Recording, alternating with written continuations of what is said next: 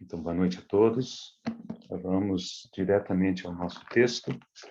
Nosso texto base, ele aparece apenas no Evangelho de Lucas, Lucas capítulo 19.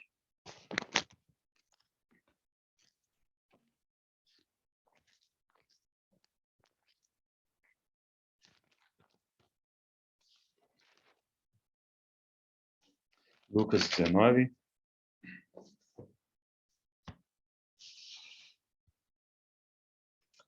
Do versículo 1º até o 10º. Entrando em Jericó, atravessava Jesus a cidade.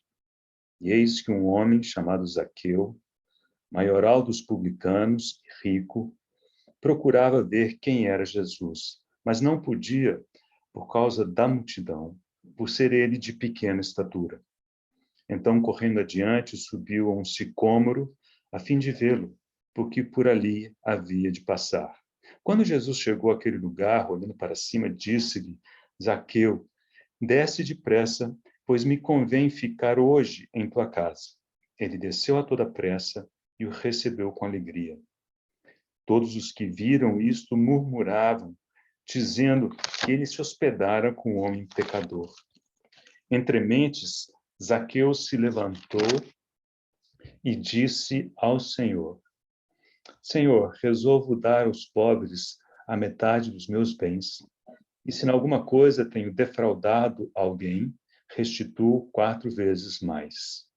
Então Jesus lhe disse: Hoje houve salvação nesta casa, pois que também este é filho de Abraão, porque o Filho do Homem veio buscar e salvar o perdido. Senhor, nós agradecemos a Ti pela Tua palavra, agradecemos ao Senhor por essa oportunidade. E agora, ao abrirmos, Senhor, e considerarmos a Tua palavra, queremos reconhecer juntos que dependemos de Ti, dependemos de que o Senhor fale, dependemos de que o Senhor nos conduza, Senhor. Dependemos de, como já foi pedido, que o Senhor abra o nosso entendimento para vermos, para tocarmos coisas espirituais. Senhor, que possamos sair daqui hoje, cada um com algo especial de Ti para cada um de nós. Nós assim nos encomendamos em Tuas mãos, pedindo a direção do Teu Santo Espírito, a unção que vem do alto, para a glória do Senhor. Oramos em nome de Jesus. Amém. Então, o assunto hoje é Zaqueu. Zaqueu é uma figura que aparece somente aqui no Novo Testamento. E antes de falarmos dele, de como o Senhor tratou com ele, então, a ideia é que façamos um breve retrospecto sobre o contexto geográfico, histórico, em que se insere esse texto. E depois de passarmos por essa parte, digamos, de contexto, queremos basicamente lembrar em que ponto do ministério do Senhor ocorreu esse evento, já bem mais para o final, né? Vamos lembrar algumas coisas referentes à cidade de Jericó. E depois, sim, olharemos a pessoa de Zaqueu, o que pouco que conhecemos, que é tudo que está nesse texto, né? E observaremos também como que o Senhor lidou com ele, né? E a maneira com que o Senhor lidou com ele, penso eu que tem uma dica importante que se aplica a cada um de nós, apesar de que nós já queremos o Senhor, né? Então, nós vamos tentar lidar com essas coisas à medida que a gente avançar pelo texto. Muito bem, então, a cidade, né, em que se deu esse evento é Jericó. Os irmãos lembram que Jericó foi a primeira cidade que o povo de Israel tomou por posse quando entrou na terra de Canaã, né, guiados por Josué.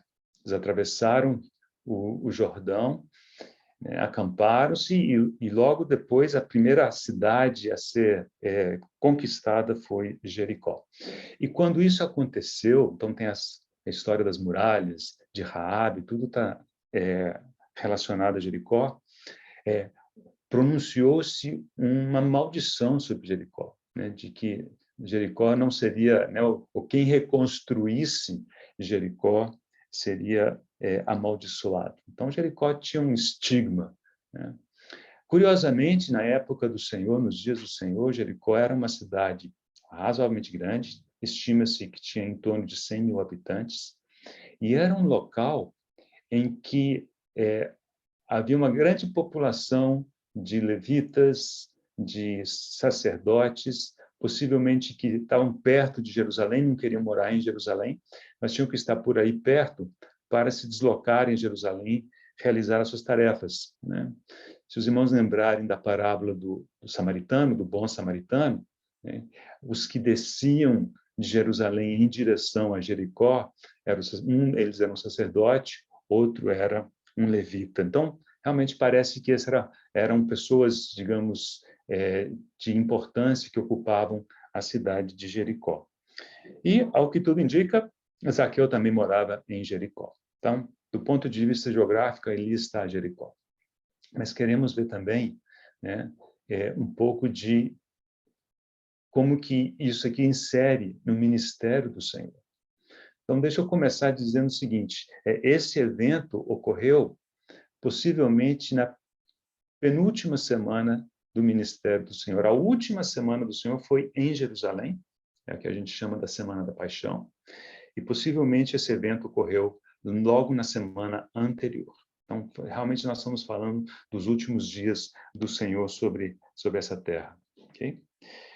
Então, para pegarmos aqui os movimentos do Senhor, né, como que ele se deslocou, né, pouco antes de entrar em Jericó, vamos tomar a história, vamos voltar um pouquinho na história, e vamos a João, ao Evangelho de João. Daqui a pouquinho eu vou mostrar um mapa, mas essa parte de João ainda não aparece no mapa. Então, João capítulo 10.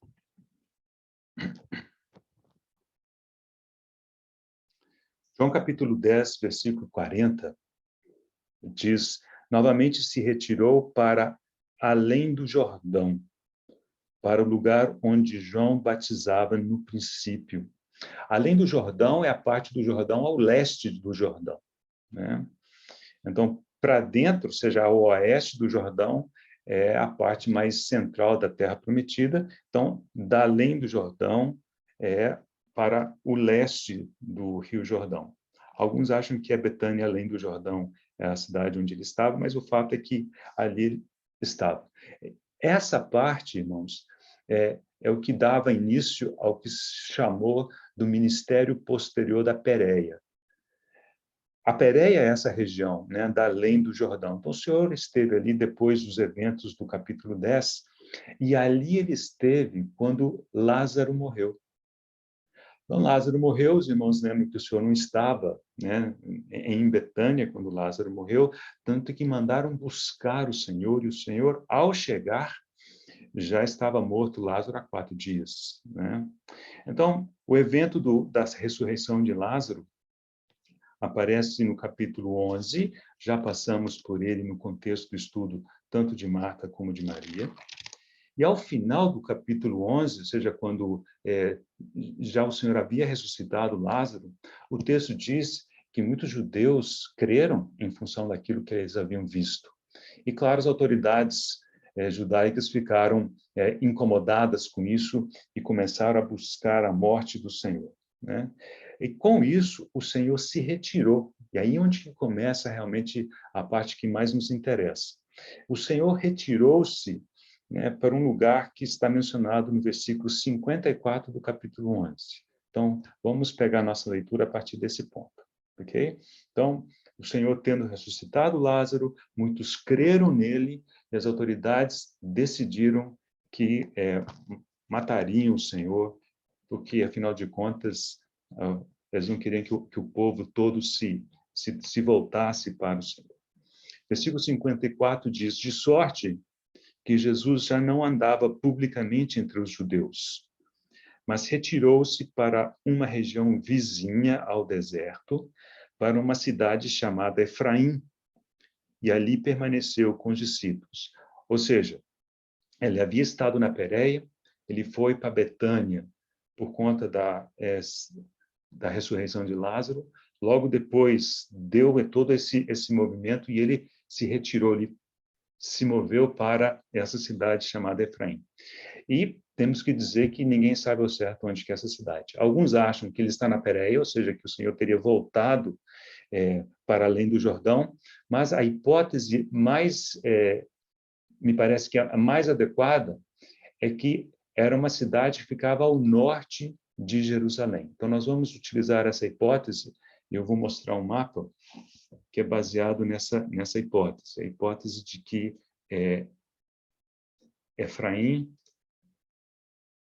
é uma cidade ao norte de Jerusalém.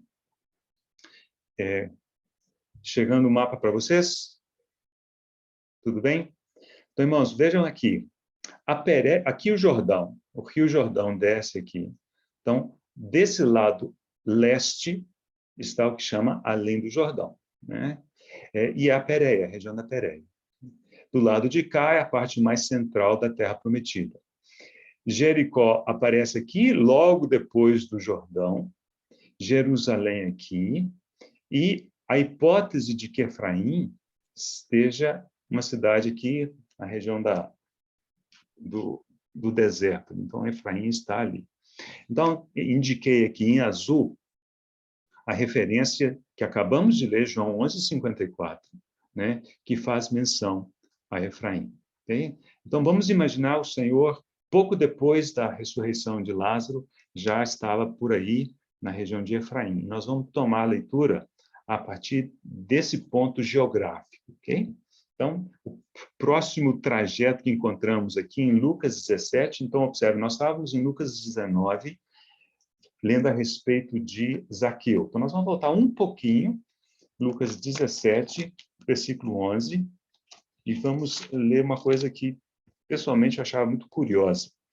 E eu ficava remoendo isso até encontrar esse mapa. Aí todas as coisas começaram a fazer mais sentido para mim. Então, o Senhor foi transfigurado por volta de 7 meses antes da sua crucificação. E da transfiguração em diante, ele foi indo em direção a Jerusalém, com a meta, o foco dele em Jerusalém. Ele teve períodos de ministério importantes, né, entre a transfiguração e a crucificação. Okay? A transfiguração, em Lucas, aparece no capítulo 9. Então, tem muita coisa de lá para cá.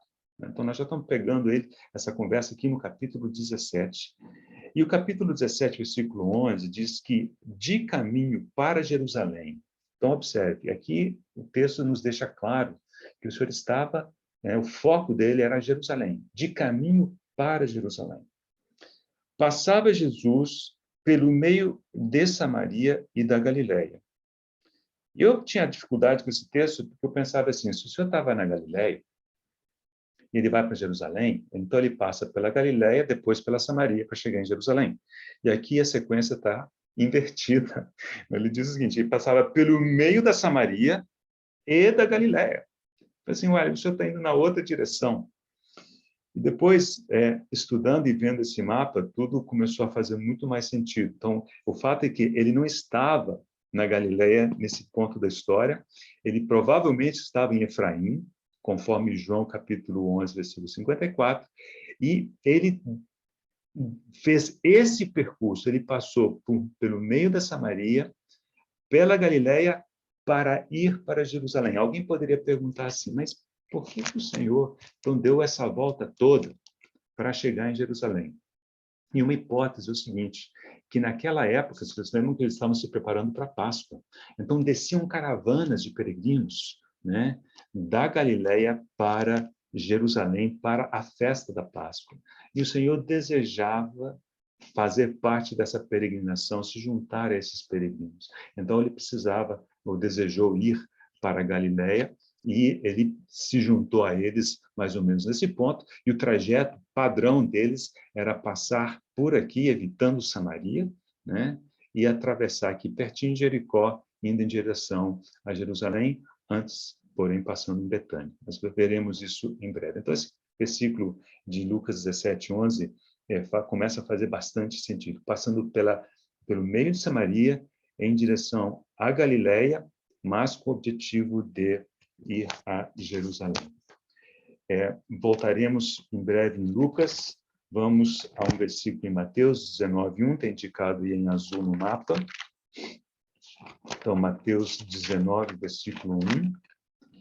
Curiosamente, essas informações ajudam os irmãos a sincronizarem os relatos que encontramos nos evangelhos, né? Porque eles têm, cada um tem suas características, né? Às vezes a gente acha que um texto está antes e, da verdade, ele se refere a um tempo posterior. Versículo 1 do capítulo 19 de Mateus diz: E aconteceu que, concluindo Jesus estas palavras, deixou a Galileia e foi para o território da Judeia, além do Jordão. Então, Judeia está aqui, além do Jordão está para cá. Então, esse texto faz menção a essa descida, muito provavelmente. Okay? Então, ele começou a descer, desceu com seus discípulos, desceu junto com os peregrinos, indo em direção à festa da Páscoa. Mal sabiam aqueles peregrinos que o verdadeiro Cordeiro Pascal estava entre eles. Então, vamos voltar a Lucas, Lucas capítulo 18, versículo 31. Eu falei que nós estávamos fazendo uma viagem em 3D, 4D, porque a gente via aqueles... Ok, capítulo 18, versículo 31. Diz, tomando consigo os 12 discípulos, disse-lhes Jesus: Eis que subimos para Jerusalém. Esse subir significa, se refere ao seguinte, né? O Jordão, né, está bem abaixo do nível do mar, e Jerusalém acima do nível do mar. Jerusalém está construída em cima de montanhas. Então, esse trecho daqui é bastante íngreme. Então, o Senhor diz, estava aqui nessa região, diz, eis que subimos para Jerusalém. Então, passaram por aqui e logo de pronto encontraram a primeira cidade, tendo atravessado o Jordão, que é Jericó. Observe aqui o versículo 35 do capítulo 18. Aconteceu que, ao aproximar-se ele de Jericó, então estava chegando em Jericó, aí ele encontrou um cego assentado à beira do caminho. Eu não vou entrar em detalhes nesse texto, porque esse texto é o nosso próximo texto, né? Da cura do cego em Jericó. Mas aqui é apenas para mostrar que o Senhor estava entrando na cidade de Jericó, ele encontrou com esse cego e finalmente chegamos em 19:1, que é o nosso primeiro versículo, e entrou o Senhor em Jericó e atravessava Jesus a cidade. Então o Senhor estava passando por Jericó e foi nesse momento da subida dele em direção a Jerusalém, já pouco mais de uma semana antes da sua crucificação, que ele se encontrou com Zaqueu, né? Versículo 11 do capítulo 19 ainda diz, ouvindo ele estas coisas, Jesus propôs uma parábola, visto estar perto de Jerusalém, e lhes parecia que o reino de Deus havia de manifestar-se imediatamente. Vocês veem que realmente tudo isso aqui está razoavelmente próximo. Então, o Senhor não foi diretamente a Jerusalém. O Senhor passou em Betânia antes, não temos esse registro aqui no texto de Lucas, mas João, capítulo 12, versículo 1, que está indicado aqui, diz que foi-lhe dado um jantar, né, na casa, possivelmente, bom, o texto de Marcos diz que foi na casa de Simão leproso, né? E alguns pensam que talvez fosse casa de Marta, né? Que Marta talvez tenha sido casada com esse Simão leproso, mas isso não está de forma nenhuma garantida. O fato que houve uma ceia foi quando Maria ungiu, né, o Senhor, preparando para o seu sepultamento, segundo as próprias palavras do Senhor. E, feito isso, né, o Senhor já, pouco depois, adentrou a cidade de Jerusalém propriamente dita, conforme no texto de João, e também aqui encontramos a entrada do Senhor registrada em Lucas, por exemplo, versículo 28 diz: "E dito isto, prosseguia Jesus subindo para Jerusalém."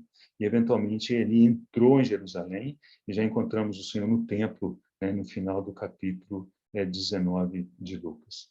Então, irmãos, esse é o relato dos últimos dias, né, do Senhor, antes da sua crucificação, e foi nesse lugar aqui, né, quando ele estava indo em direção à sua cruz, que ele passou em Jericó, né, e encontrou com Zaqueu, o publicano. Então, acho que nós não precisamos mais do mapa. Vamos, tendo dado esse pano de fundo geográfico, vamos ver o que a gente sabe a respeito dos publicanos. Nós precisamos entender o que eram os publicanos para entender qual era o contexto da vida de Zaqueu. E temos dois textos que nos ajudam com isso. Então, os dois estão em Lucas. O primeiro deles é Lucas, capítulo 5. Abra comigo, Lucas, capítulo 5. Nós vamos começar lendo a respeito de um outro publicano, que é Levi, que nós conhecemos pelo nome de Mateus, né? Mateus, o evangelista. Ele também era um publicano. Mas, possivelmente, não da mesma hierarquia que Zaqueu. Zaqueu, aparentemente, era de uma hierarquia superior. Então, versículo 27 do capítulo 5 de Lucas diz: "Passadas essas coisas, saindo, se referindo ao Senhor, viu um publicano chamado Levi, assentado na coletoria, e disse-lhe: segue-me. Ele se levantou e, deixando tudo, o seguiu. Então lhe ofereceu Levi um grande banquete em sua casa." Curiosamente, que quando Mateus registrou isso no seu evangelho, ele não diz que foi ele que deu a festa para o Senhor, do banquete. Diz que foi-lhe oferecido um banquete, mas não diz que foi ele. Sabemos que foi em sua casa, pelo relato aqui de Lucas. Me parece que Marcos talvez faça a mesma menção. Então, lhe ofereceu um grande banquete em sua casa, e numerosos publicanos e outros estavam com eles à mesa. Os fariseus e seus escribas murmuravam contra os discípulos de Jesus, perguntando: "Por que comeis e bebeis com publicanos e pecadores?" Respondeu-lhes Jesus: "Os sãos não precisam de médico, e sim os doentes. Não vim chamar justos, e sim pecadores ao arrependimento." Aliás, irmãos, esse texto foi o que o próprio irmão Campbell Morgan utilizou para dar o nome ao livro que temos estudado, que é o Grandioso Médico, porque o próprio Senhor, né, tomou para si essa descrição. Ele falou assim: olha, os sãos não precisam de médico, nós somos os doentes que precisam, e eu vim para esses. Né? Mas aqui eu quero chamar a atenção o seguinte, que aqui essa expressão, ao final do versículo 30, publicanos e pecadores. Então, os publicanos estão sendo colocados junto com os pecadores de forma geral. Então, assim, a visão que se tinha dos publicanos era realmente muito ruim, né? Esse era o estigma deles, era o estigma que o próprio Zaqueu tinha que carregar. E veremos um pouco mais de detalhes o porquê, né? Tem uma frase muito curiosa que diz o seguinte: o Talmud é um conjunto de livros que descreve ideias, pensamentos, tradições, ensinamentos dos rabinos a respeito da lei, dos costumes, etc. Né? E o Talmud diz o seguinte, que havia ou há 3 categorias de pessoas, né, para as quais é aceitável mentir. Veja bem o que diz o Talmud. Irmãos, isso não é Bíblia não, tá, irmãos? Nós não temos nenhuma justificativa para mentir para ninguém. Mas o Talmud diz que era possível, era aceitável mentir para 3 categorias de pessoas: ladrões, assassinos e publicanos.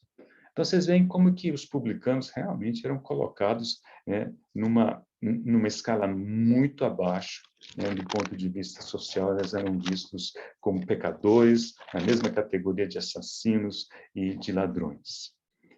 Por quê? Então, basicamente, o que acontecia era que, claro, como Israel, como um todo, estava debaixo do governo de Roma, eles tinham que pagar impostos para o governo, só que o governo era Roma, não era o seu próprio governo, né? Além disso, tinha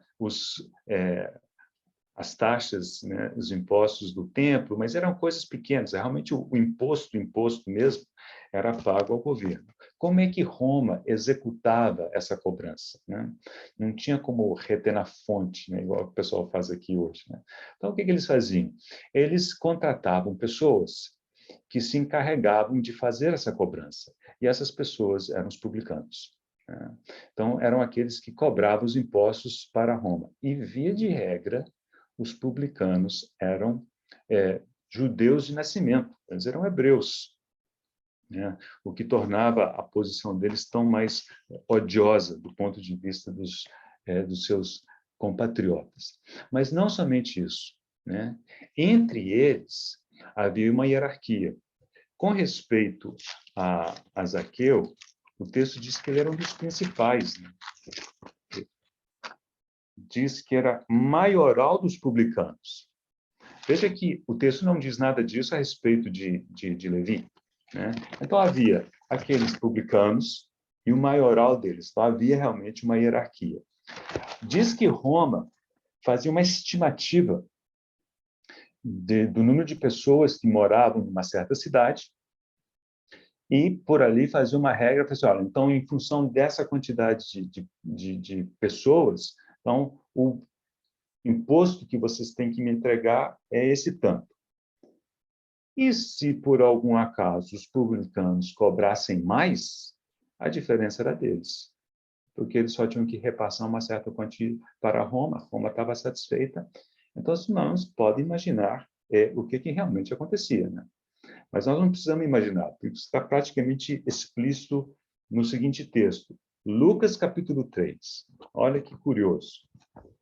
Isso aqui é a época em que João Batista batizava e o povo saía em grandes números para serem batizados por João Batista. E a postura de João Batista era tão forte do ponto de vista espiritual, ele era cheio do Espírito desde o ventre materno, mas que as pessoas sentiam o peso do seu próprio pecado ao se aproximar de João Batista. Então, por isso que o batismo de João Batista é o batismo de arrependimento. As pessoas quase que se arrependiam só de estar na presença dele.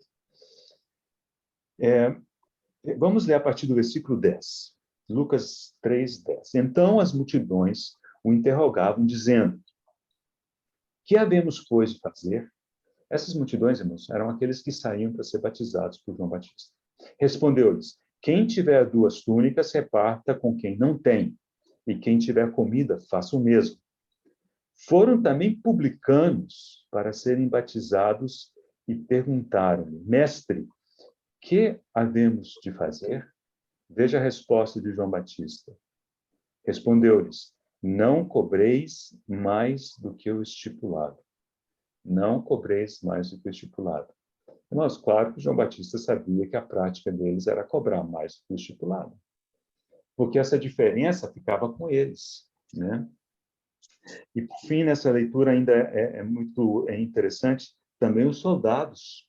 Os soldados lhe perguntaram: e nós, que faremos? E ele lhes disse: a ninguém maltrateis, não deis denúncia falsa e contentai-vos com o vosso soldo. Então, nas palavras de João Batista, começamos a entender um pouco das mazelas, né, que havia nessa interação social da época. E, claro, ele era muito perspicaz, né? Cheio de espírito, tinha um discernimento espiritual, e ele detectava esses problemas só de ver as pessoas chegando assim. Então, com isso, temos tudo que a gente precisa, tudo que a gente consegue angariar de elementos para analisar a situação de Zaqueu. Então, agora sim, podemos voltar ao nosso texto, Lucas capítulo 19, e vamos ver o que mais que encontramos aqui a respeito da pessoa de Zaqueu. Então, diz que eis que um homem chamado Zaqueu. A palavra Zaqueu é um nome hebreu. Então, o pessoal tem certeza que ele era hebreu. E chamava-se puro. O nome Zaqueu significa puro. Então, com o passar do tempo, a pureza que seus pais talvez desejassem que seu filho desenvolvesse, não foi bem o que aconteceu, né? E, como havíamos dito, maioral dos publicanos, ou seja, um dos publicanos que ficava a cargo de comandar uma equipe de cobradores de impostos. E essa equipe, se cobrassem mais do que o estipulado, eles podiam ficar com esse recurso. E o pessoal entende que essa expressão "é rico" aponta exatamente para isso. E que dizem que nenhum publicano que era coletor de impostos para Roma se tornaria rico simplesmente por ser publicano, né? Teria uma vida ok, tranquila, não ia passar fome, mas também não se tornaria rico.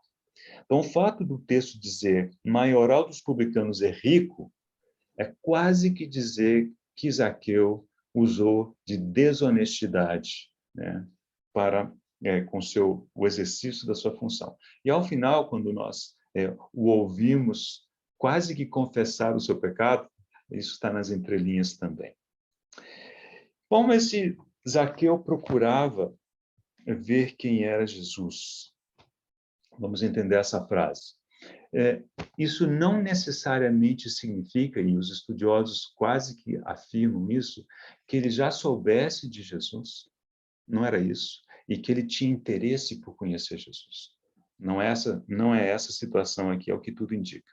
Para entender melhor o que essa frase significa, nós vamos voltar um pouquinho para quando o Senhor começou a entrar na cidade de Jericó, né? E no evento do cego, tem uma frase que nos ajuda a entender o que possivelmente era o caso de Zaqueu. Então, pode ir comigo ao versículo 35 do capítulo 18. Então, está do lado aí, praticamente, na sua Bíblia. Aconteceu que, ao aproximar-se ele de Jericó, estava um cego assentado à beira do caminho, pedindo esmolas. E, ouvindo o tropel da multidão que passava, perguntou o que era aquilo. Então, irmãos, esse é o cenário. Um tropel de pessoas, uma multidão de gente em volta do Senhor, mas eles não sabiam, né? Nem o cego, nem Zaqueu sabiam, mas eles perceberam aquele tumulto, perceberam o movimento, perceberam o tropel, né? O cego perguntou o que era aquilo. Versículo 37 diz: anunciaram-lhe que passava Jesus o Nazareno. Então, como dizendo, olha, no meio daquele tropel, ou seja, aquela multidão está em torno de uma pessoa, essa pessoa é Jesus. E possivelmente foi isso que aconteceu com Zaqueu. Então, Zaqueu viu aquele bolo de gente e, Paulo, quem que está ali no meio? Quem que é o responsável por isso? E essa frase, procurava ver quem era Jesus, aparentemente significa isso. Ele queria saber quem era o responsável por aquele movimento, quem estava no centro, né, daquele tropel. Não necessariamente que ele tinha uma ânsia, né, um desejo profundo de conhecer a pessoa de Jesus, ele já tinha ouvido falar dele, já estava, né, todo interessado, nada disso. A curiosidade do momento. Mas é uma curiosidade que mostra que a postura dele era uma postura boa, não uma postura sadia, como diz o Campo Moore, né? Curiosidade sempre aponta para um estado sadio da nossa mente. O texto continua dizendo, mas não podia, primeiro por causa da multidão e também por ser ele de pequena estatura. Então, deixa eu chamar a atenção dos irmãos essas duas frases. Essas duas frases nos apontam para dificuldades externas e internas, ou próprias da pessoa, para ser capaz de ver quem era Jesus. Irmãos, e de um jeito ou de outro, essas coisas se aplicam a nós, né? Ou pelo menos se aplicavam a nós quando nós, como Zaqueu, ainda não conhecíamos o Senhor de forma pessoal. Há um conjunto de fatores, alguns externos, não dependem de nós, outros internos, temos alguma responsabilidade com eles. O fato é que essas coisas nos impedem, dificultam vermos o Senhor, percebermos quem é, ouvir a sua voz. Mas, com tudo isso, Zaqueu não ficou, digamos, acomodado com essa situação. Como que diz o versículo 4? Veja bem, então, correndo adiante, subiu a um sicômoro, a fim de vê-lo, porque por ali havia de passar. Então, ele correu e subiu.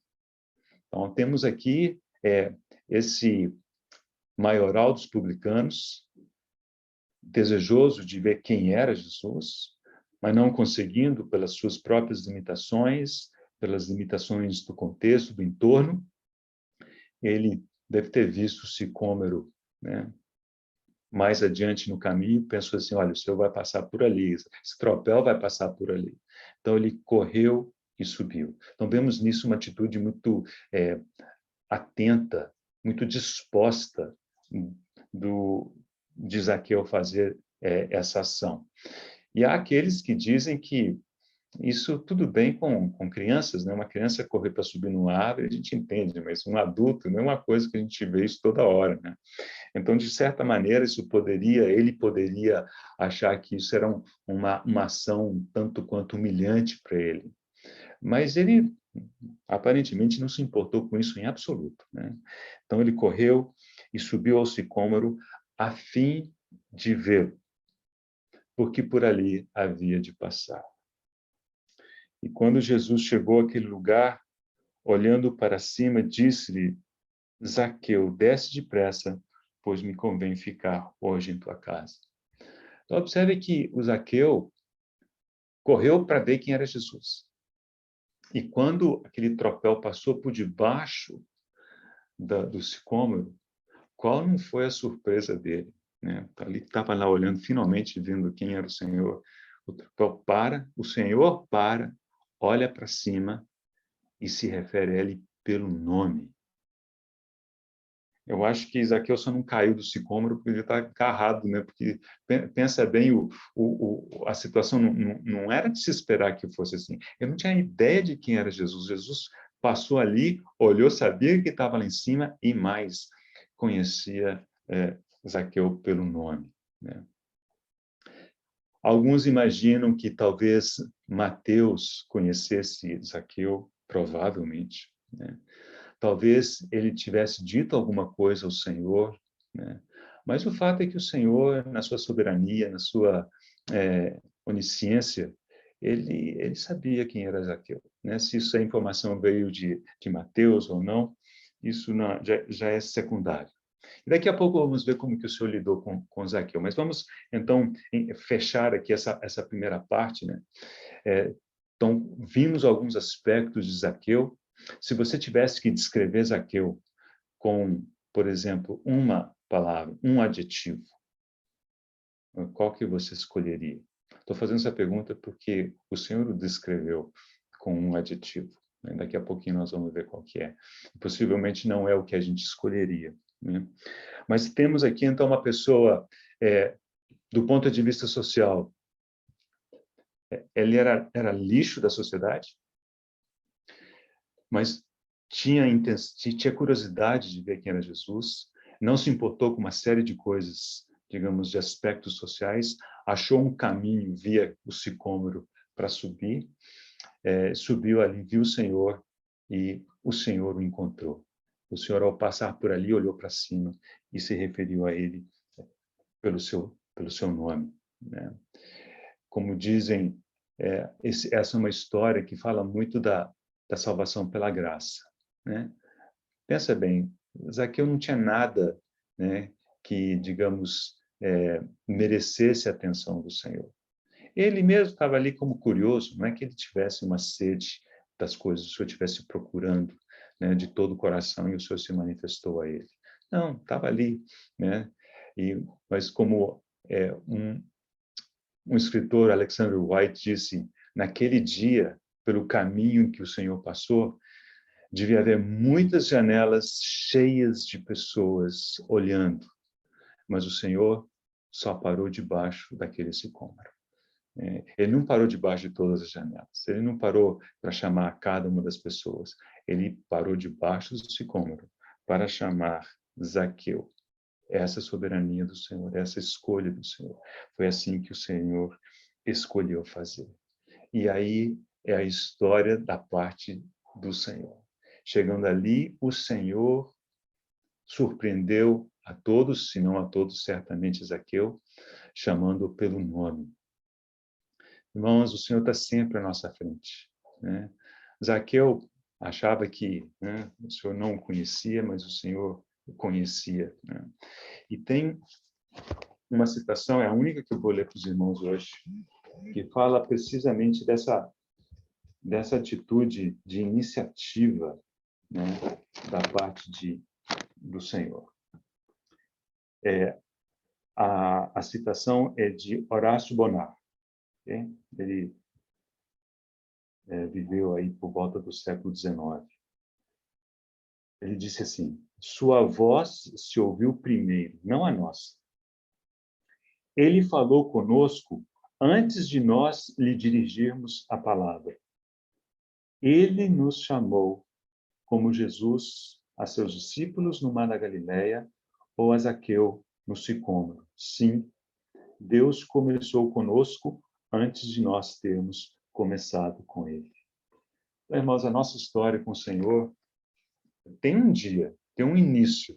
Você lembra de alguma coisa, algo que deu início, mas lembre-se, o Senhor já te conhecia desde antes do ventre materno, antes, né, da fundação desse mundo, fomos escolhidos na pessoa do Senhor Jesus Cristo. Isso transcende em muito, né, a nossa mente. Estou lembrando aqui que tem uma tradição dos clementinos. Clementinos é aquela seita, sei que eu posso chamar de seita, ordem, né, que surgiu com Clemente. Clemente foi, segundo muitos dizem, o primeiro papa eleito, né, de Roma, depois de Pedro. Pedro não foi eleito, né, mas Clemente, em princípio, foi o primeiro. Então, alguns consideram ele o segundo, mas enfim. Então, Clemente deu uma sequência, deu origem a essa seita, né, a essa ordem dos clementinos, e tem uma tradição dos clementinos que dizem que Zaqueu se tornou um discípulo de Pedro e ele chegou a ser bispo de Roma. Agora, isso é uma tradição que pode ser pura fantasia, mas acho que aponta para o fato de que não é absurdo imaginar que ele realmente tenha se convertido de todo o coração. O Senhor disse que ele se converteu, que houve salvação naquela casa, né? E que ele tenha realmente se envolvido, né, com os irmãos da época. Okay?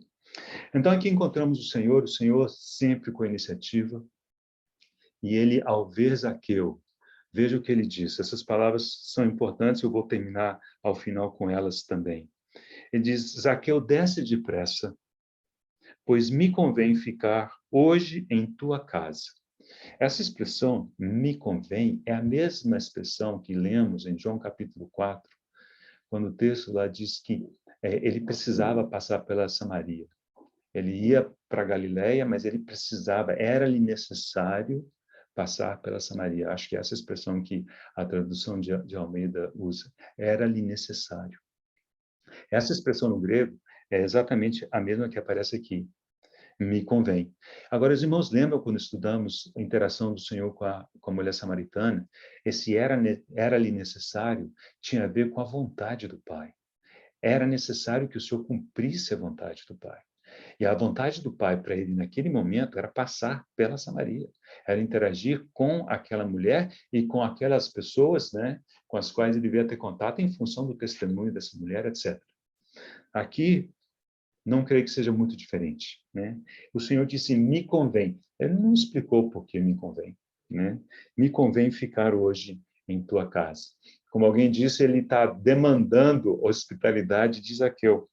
Mas Zaqueu desceu a toda pressa e o recebeu com alegria.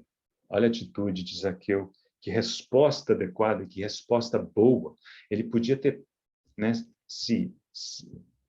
recusado por várias razões, mas não, ele desceu a toda pressa. Versículo 7. Todos os que viram isto murmuravam, dizendo que ele se hospedara com o homem pecador.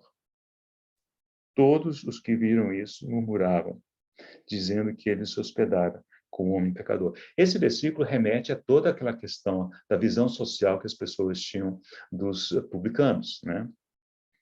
Agora, deixa esse versículo ali, vamos ver o último versículo do capítulo anterior, que é o final da história da interação do Senhor com aquele servo. ok? Então, o Senhor curou aquele cego. Versículo 43, do capítulo 18, diz: imediatamente tornou a ver e seguiu glorificando a Deus. Agora, veja essa última frase. Também todo o povo, vendo isto, dava louvores a Deus.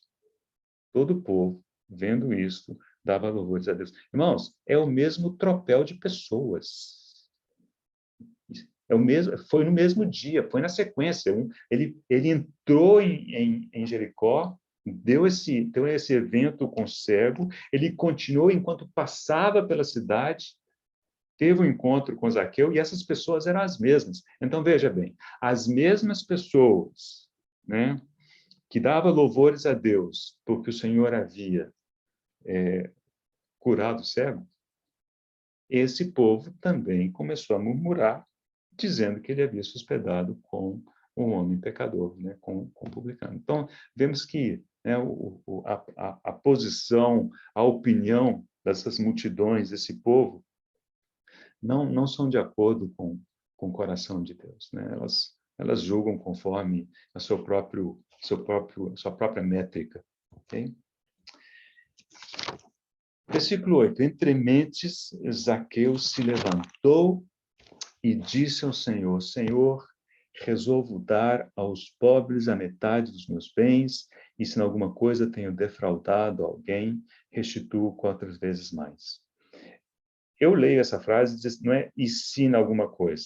E eu acho que ele estava dizendo o seguinte: e ó, eu sei que eu defraudei, né? Quando eu detectar que a quem eu defraudei, eu vou restituir 4 vezes mais. Então, quase que é uma confissão de que ele havia defraudado pessoas. Mas antes de continuar, então, esse versículo diz assim: entre mentes Zaqueu se levantou e disse ao Senhor. Então, dizem os entendidos que esse se levantou é que ele se pôs numa posição visível a todos os que estavam em volta. Mas isso daqui já aconteceu na casa dele, né? Então, o cenário aqui, e aqui eu acho que o Campbell Morgan nos ajuda a entender, é o seguinte: os irmãos sabem que as casas, né, na época, tinham uma parte exterior, então as portas davam para essa parte mais exterior da casa, onde ficava o quarto dos hóspedes, e você ia entrando, havia outras portas mais para o interior da casa, e a parte mais íntima, né, era um pátio no centro da casa, né?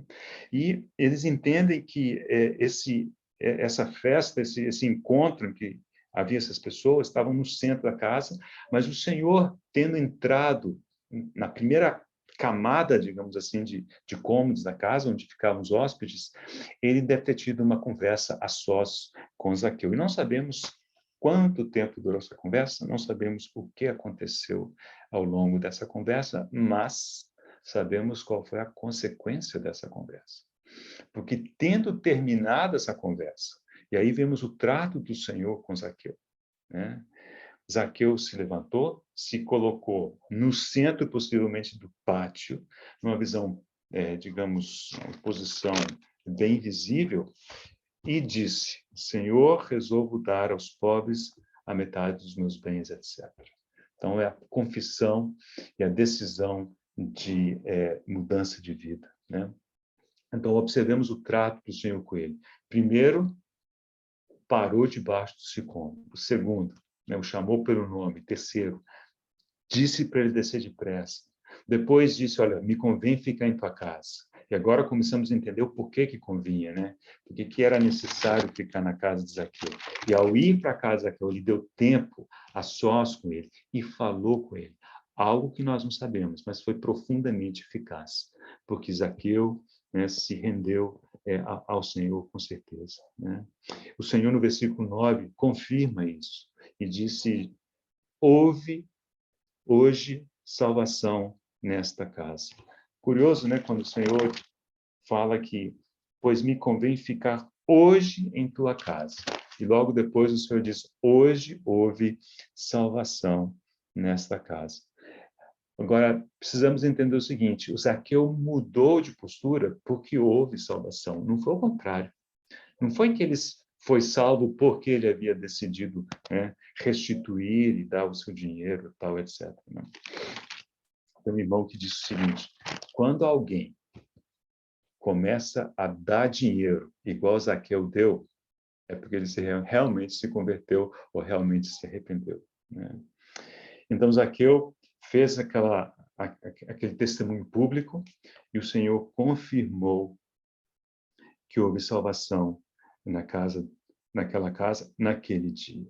E o último versículo explica, né, por que era necessário que ele fosse à casa de Zaqueu, e também aqui encontramos a descrição que o Senhor mesmo faz de Zaqueu, porque o Filho do Homem veio buscar e salvar o perdido. Então, será que seria dessa maneira que nós descreveríamos Zaqueu perdido? Mas o fato é isso, foi assim que o Senhor o viu, um homem perdido, né? E perdido no seguinte sentido, alguém diz o seguinte: uma coisa que se perde, né? Então, se você perde uma caneta, ela existe, ela está em algum lugar. Mas o fato de ela estar perdida significa que ela não é de nenhuma utilidade para você. Você não sabe onde ela está, você não pode lançar a mão dela para usá-la. Né? Então, Zaqueu perdido não era de nenhuma utilidade para o Senhor, não era de utilidade para Deus. Aliás, não era de utilidade sequer para o seu próximo. Mas o Senhor veio para buscar e salvar o perdido. E como que ele o fez? Ele o encontrou, ele o chamou pelo nome, ele disse: convém-me ficar contigo na tua casa hoje. Conversou com ele, né? Ministrou algo que nós não sabemos o que é, mas Zaqueu se arrependeu e confessou isso publicamente. Então, essa história de Zaqueu e o trato do Senhor com ele. E eu quero terminar com uma observação que me parece que é útil para nós, importante. Esse texto me parece que ilustra isso, né? E diz respeito ao tal do sicômoro, né? A árvore que Zaqueu subiu. Então, se os irmãos lembram o seguinte: o sicômoro não foi ideia de Zaqueu. Zaqueu não plantou aquele sicômoro, né? Não foi uma criação dele. Era algo que estava ali, né? E que quando Zaqueu percebeu que o Senhor passaria por ali, e dadas as suas dificuldades pessoais, ele subiu aquele sicômoro. E vamos colocar nesses termos, vou utilizar essas, né, metáforas aqui. Aquele sicômoro foi uma grande bênção para Zaqueu, porque foi dali que ele pôde ver o Senhor pela primeira vez. Ele viu o Senhor ali, né? Aquele sicômoro foi chave, digamos assim, na conversão, né, do Zaqueu, na maneira dele ver o Senhor pela primeira vez, etc. Mas, irmãos, tão logo houve aquele contato visual com o Senhor, tão logo o Senhor chamou pelo nome, observou o que o Senhor disse logo depois? Desce depressa. Desce depressa. E Zaqueu desceu depressa. Agora imagina que Zaqueu não tivesse descido do seu sicômoro. Vamos imaginar que Zaqueu tivesse assim: não, Senhor, o que é isso? Aqui está muito bom, aqui é o lugar, né? Aqui é onde eu consigo ver o Senhor. Aqui é onde eu vi o Senhor pela primeira vez. Esse aqui é o meu lugar, né? É o lugar de bênção, vamos colocar dessa forma. Vou ficar aqui. Vocês conseguem imaginar o que teria acontecido? Ou melhor, o que não teria acontecido? Né? Ele não teria tido a presença do Senhor na sua casa, aquela conversa, possivelmente todo aquele arrependimento. Era necessário que, uma vez tendo completado aquela fase, aquele período, né, de ver o Senhor, de ser visto pelo Senhor, de ser chamado pelo Senhor, que ele descesse depressa. Okay? E me parece que essa mensagem é o que encontramos na Epístola de Paulo aos Filipenses, e com esse texto nós vamos encerrar. Então, acompanhe a leitura comigo, Filipenses capítulo 3.